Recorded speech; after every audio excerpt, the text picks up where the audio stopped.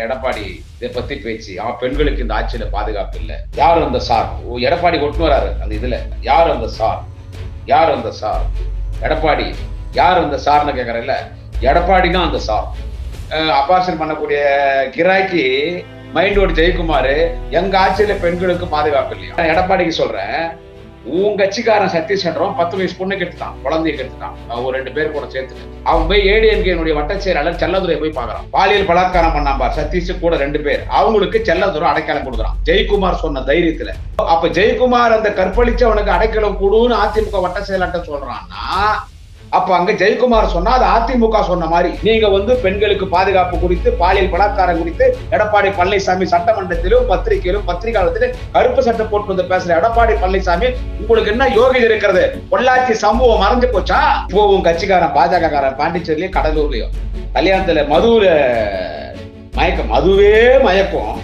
அதுல மயக்க மருந்து கலந்து ஒரு பொண்ணு கொடுத்து அத்தை கற்பழிச்சுக்கிறான்.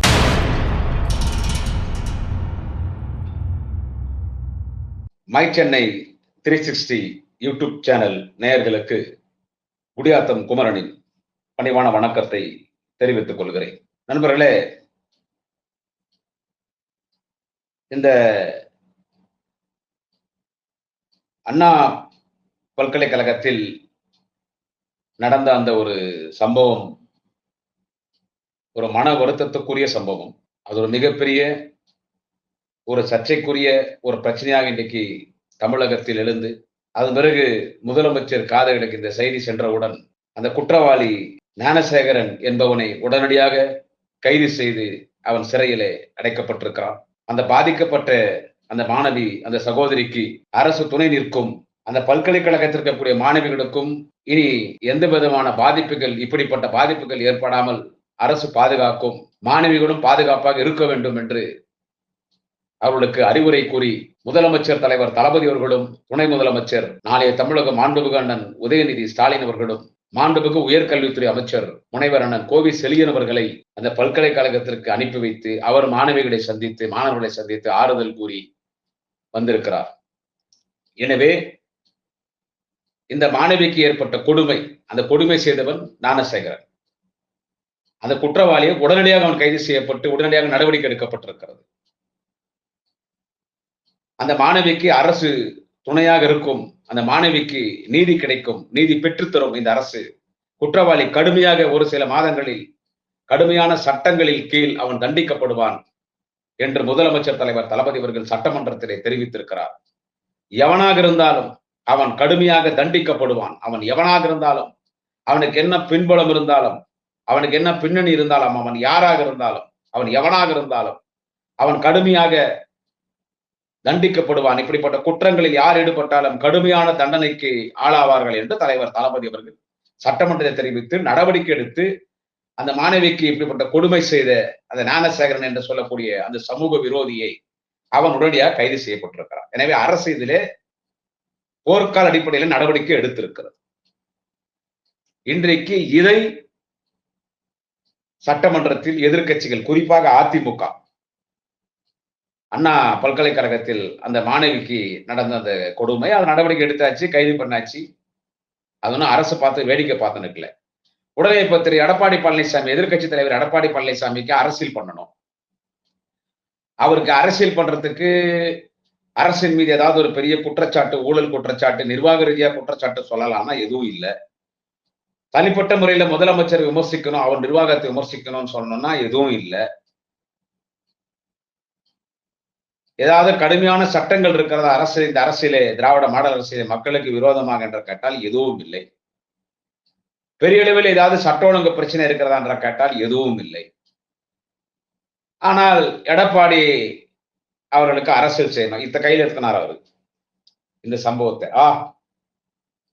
அவன் அந்த ஞானசேகரன் அந்த போன் பண்ணானா, சார் சார் சார் சார் உடனே இது பிரச்சனை எடுத்துனார். அந்த மாணவிக்கு கொடுமை இவ்வளவு நடந்துச்சு, அது நடவடிக்கை எடுத்தாச்சு, அவனை கைது பண்ணியாச்சு.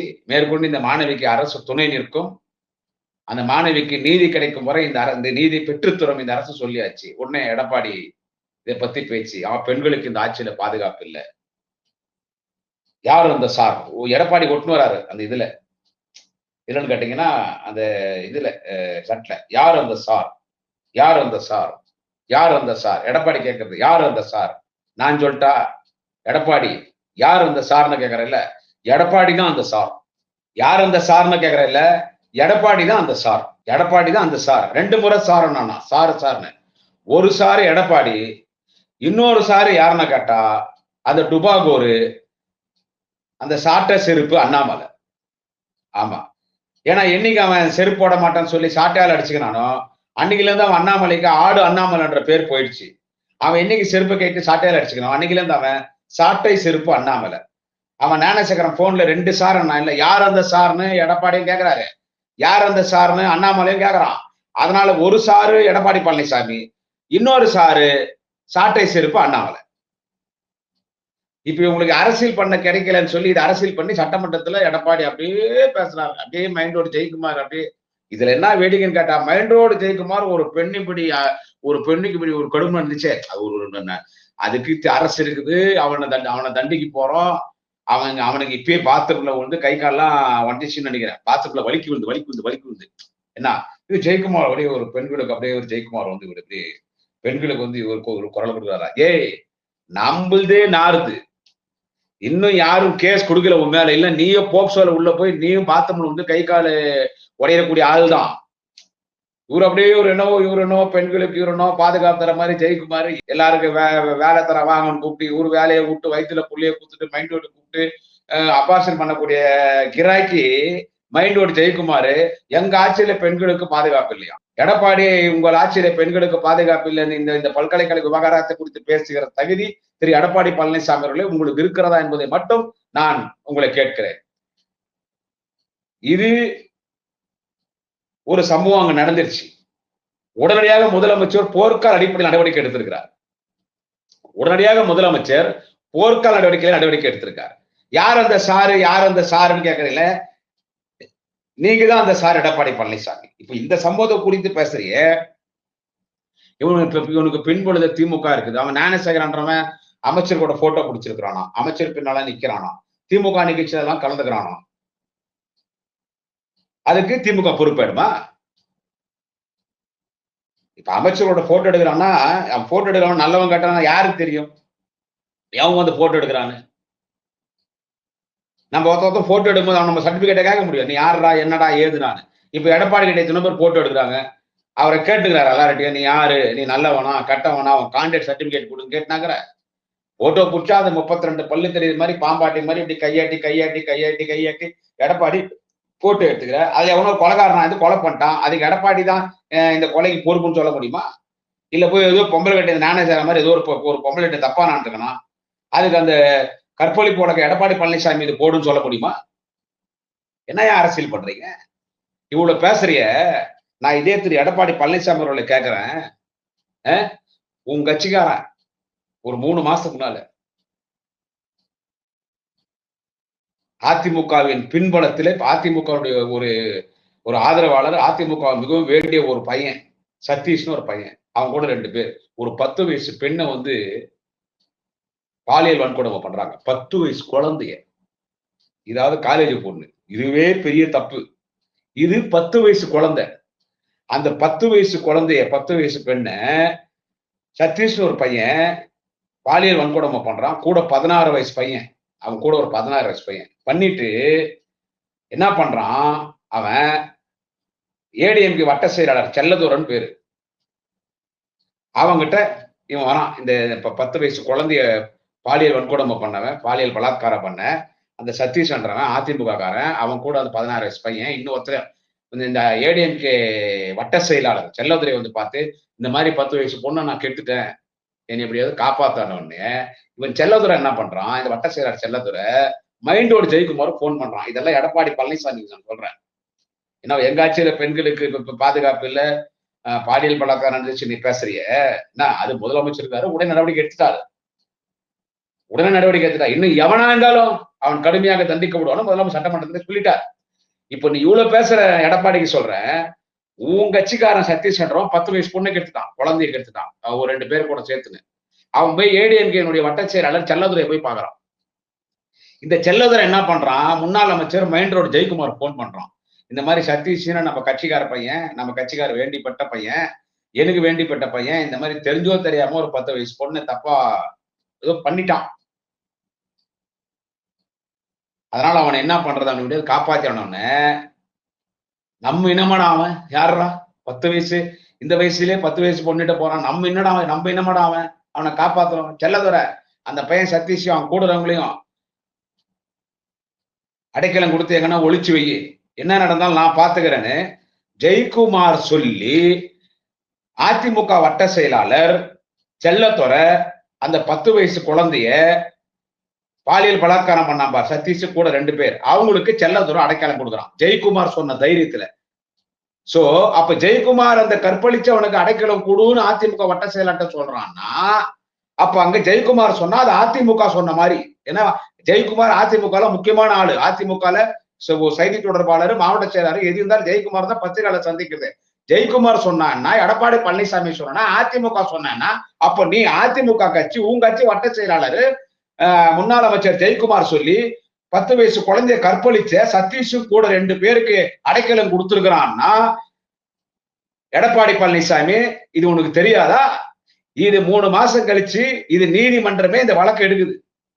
நீதிமன்றமே இந்த வழக்கை எடுத்த உடனே இது சிபிஐக்கு போகுது. அப்ப அரசாங்கத்துக்கு இந்த விஷயம் தலைக்கு காதுக்கு விழுந்த உடனே அரசாங்கம் சிபிஐ போய் இல்ல இது தமிழ்நாடு காவல்துறை இது விசாரிக்கும் சொல்லி உடனடியாக அந்த 3 பேர் மீது போக்சோ சட்டம், அந்த பெண்ணை கற்பழிச்சான் பாரு அந்த சதீஷ் கூட 2 பேர் என்ன சொல்றாரு இவனுக்கு அடைக்கலம் கொடுத்தான் பாரு செல்லத்துறை, அத்தனை பேரையும் அரசாங்கம் உடனடியாக கைது செய்து இன்னைக்கு சிறையில வச்சிருக்கோம். ஆனா இவங்களுக்கு 3 மாசமா அடைக்கலம் கொடுத்து காப்பாத்துறது யாருன்னு கேட்டா முன்னாள் அமைச்சர் ஜெயக்குமார், வட்ட செயலாளர் செல்லதுரை, எடப்பாடி பழனிசாமி. இது உங்களுக்கு தெரியாதா? நீங்க பெண்களுக்கு பாதுகாப்பு குறித்து, பாலியல் பலாத்காரம் குறித்து எடப்பாடி பழனிசாமி சட்டமன்றத்திலும் பத்திரிகையிலும் பத்திரிகையாளத்திலும் கருப்பு சட்டை போட்டு பேசுற எடப்பாடி பழனிசாமி, உங்களுக்கு என்ன யோகிதை இருக்கிறது? பொள்ளாச்சி சம்பவம் மறந்து போச்சா? தலைவர் தளபதி மாண்புமிகு தமிழ்நாட்டின் முதலமைச்சர் தலைவர் தளபதி அவர்கள் சட்டமன்றத்தில் பேசினாரு. பொள்ளாச்சி சம்பவம் என்ன ஆயிற்று? பொள்ளாச்சி ஜெயராமன் பையன் 100க்கும் மேற்பட்ட பெண்களை கற்பழித்திருக்கிறான். அவனோடு நண்பர்கள் எல்லாம் சேர்ந்து கொண்டு பேஸ்புக்னு சொல்லி பேஸ்புக்ல ஃப்ரெண்டா பிடிச்சி அந்த சின்ன பெண்களை கூப்பிட்டு ஏமாத்தி மயக்கி நல்லா ட்ரெஸ் பண்ணின்னு பைக்ல போறதா அந்த பெண்களை ஏமாத்தி அதுங்களை வீடியோ பிடிச்சி அதுங்களை கூப்பிட்டு மிரட்டி அதுங்களை கற்பழிச்சு அதை போட்டோ பிடிச்சி அதுங்களை மிரட்டி நம்ம சொல்லும் போதெல்லாம் வர சொல்லணும். அந்த பொள்ளாச்சி ஜெயராம பையன் மிரட்டி அதுல ஒரு பொண்ணுடைய வீடியோ கைட்டுன்னு பெல்ட்ல அடிக்கிறாங்கன்னா துணி கைட்டிறன்னா நடிக்காதீங்கண்ணா. எடப்பாடி அந்த வீடியோ பார்க்கல. பொள்ளாச்சி ஜெயராம அதிமுக சட்டமன்ற உறுப்பினர் பொள்ளாச்சி ஜெயராமனுடைய பையன் அந்த பொண்ணு வீடியோல அப்படியே அழுவுது, அண்ணா என் நடிக்காதீங்கண்ணா நான் துணியை கைட்டிறேன். நானு அந்த பொண்ணு துணியை கைட்டுது, ஒருத்தன் பேண்ட் ஜிப்ப கைட்டுறான். இது வீடியோ வைரல் ஆச்சு. இதெல்லாம் பண்றது யாரு? பொள்ளாச்சி ஜெயராம பையன். ஆனா யாரும் ஸ்டேஷனுக்கு கம்ப்ளைண்ட் கொடுக்கல, பயந்துன்னு போட்டாங்க. எல்லாம் என்ன பண்றது? அப்பாவி இல்லாதப்பட்ட மக்கள் நம்ம பொண்ணு மானம் போயிடுவேன்னு சொல்லி இப்படி 100 பெண்களுடைய கற்பை சூறையாடிய பொள்ளாச்சி ஜெயராமன், அதிமுகவின் சட்டமன்ற உறுப்பினர் பொள்ளாச்சி ஜெயராம பையன், அவன் கூட்டாளிங்க 100 பெண்களை பாலியல் பலாத்காரம் பண்ணது ஆட்சியில அதை பார்த்து வேடிக்கை பார்த்த எடப்பாடி பழனிசாமி இன்னைக்கு திராவிட மாடல் அரசு இன்னைக்கு இந்தியாவிலே பெண்கள் பாதுகாப்பாக இருக்கக்கூடிய ஒரே மாநிலம் தலைவர் தளபதி முதலமைச்சராக இருக்கிற தமிழ்நாடு. இந்த மாநிலத்திலே பெண்கள் பாதுகாப்பு இருக்கிறாங்க. இங்க இந்த அண்ணா பல்கலைக்கழகத்தில் நடந்த ஒரு சம்பவத்தை அதுவும் உடனே நடவடிக்கை எடுக்கப்படுறது. இதை வைத்து அரசியல் செய்யலாம் என்று சார் யார் அந்த சார் என்ன ஸ்டிக்கர் ஓட்டுற, கருப்பு சட்டை போடுற, இன்னைக்கு பேட்டி கொடுக்கிற, பேசுற பெண்களுக்கு பாதுகாப்பு இல்லை என்று சொன்னார். பெண்கள் கற்பை நூற்றுக்கணக்கான பெண்கள் கற்பு சூறையாடப்பட்டது எடப்பாடி பழனிசாமி ஆட்சியிலே பொள்ளாச்சியில். அதை குறித்து பேசுவதற்கு எடப்பாடி பழனிசாமிக்கு தகுதி இருக்கிறதா? இதோ இப்போ உங்க கட்சிக்கார சதீஷ் 10 வயசு பொண்ணை கற்பழிச்சிட்டான். அவனுக்கு செல்லதுரை அடைக்கலம் கொடுக்குறான் முன்னாள் அமைச்சர் ஜெயக்குமார் சொல்லி. அதை பார்த்து வேடிக்கை பார்க்கிற எடப்பாடி பழனிசாமி, நீ இன்னைக்கு திமுக ஆட்சியில பெண்களுக்கு பாதுகாப்பு இல்லைன்னு பேசுறிய. இன்னைக்கு பெண்கள் பாதுகாப்பாக இருப்பது திராவிட மாடல் ஆட்சியில தலைவர் தளபதி ஆட்சியில். இதே எடப்பாடி பழனிசாமி ஆட்சியில ஒரு நாளைக்கு 100க்கும் மேற்பட்ட செயின் ஸ்நாச்சிங் பெண்கள் நடந்து சென்று கொண்டிருந்தால் திருடம் பைக்கில் தாலி அறுத்துன்னு போவான். இதெல்லாம் யாருடைய ஆட்சியில்? பல தாலிகள் அறக்கப்பட்டது, பெண்களின் தாலிகள் அறக்கப்பட்டது எடப்பாடி பழனிசாமியின் ஆட்சியில. இன்றைக்கு தலைவர் தளபதியுடைய திராவிட மாடல் அரசு திராவிட முன்னேற்ற கழகத்தின் ஆட்சியில் இப்படி பெண்களுக்கு ஏதாவது ஒரு கொடுமை நடக்கிறதா? ஏதோ ஒண்ணு நடந்துச்சு, இது ஒண்ணு நடந்திருக்கு.